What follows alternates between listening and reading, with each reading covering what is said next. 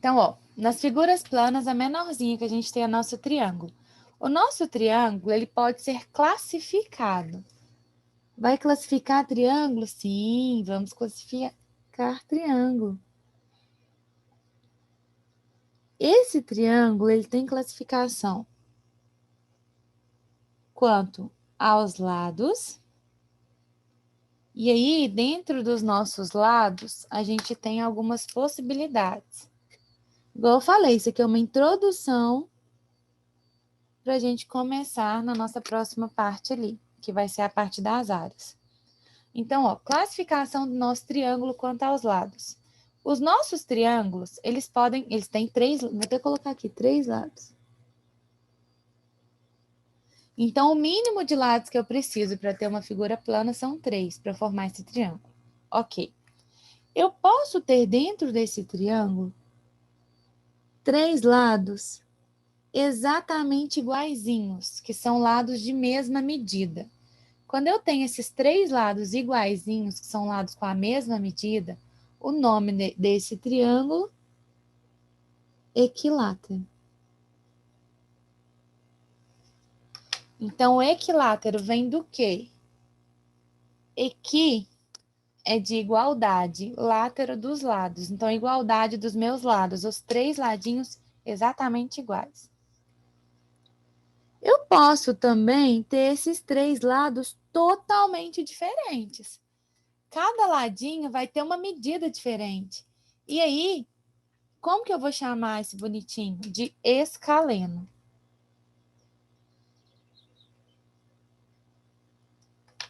Tá? Então, equilátero tem os 3 lados com a mesma medida, escaleno os 3 lados com medida diferente. E se eu tiver 2 lados iguais e um diferente, um lado diferente? Que seria minha outra opção. Nesse caso, se eu tenho 2 ladinhos de mesma medida e um com medida diferente, a gente tem o nosso triângulo isósceles. Isso são os nominhos quando a gente classifica quanto aos lados. Mas eu posso ter uma classificação também quanto aos ângulos.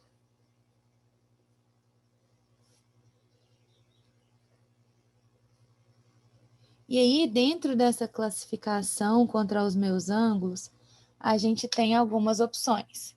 Quais opções? O triângulo, se ele tiver um ângulo reto, ou seja, de 90 graus, eu tenho um triângulo que a gente chama de retângulo.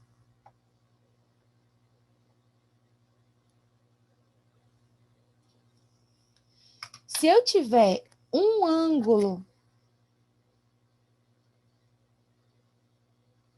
obtuso,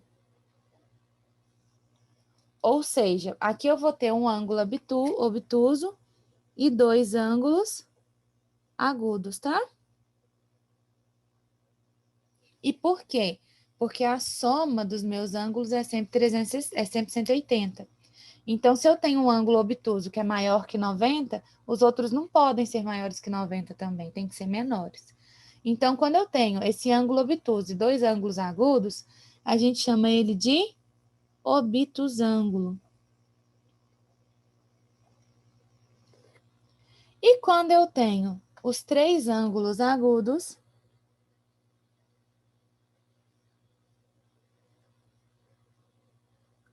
ou seja, menores de 90 graus, a gente tem os nossos acutângulos.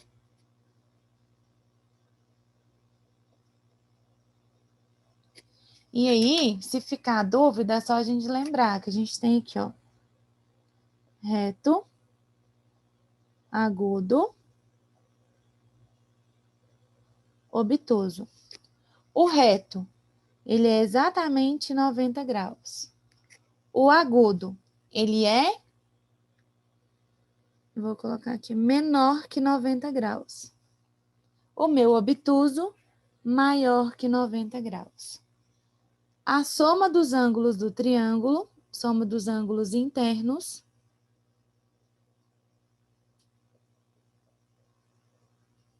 do meu triângulo é 180 graus, que a gente chama de SI.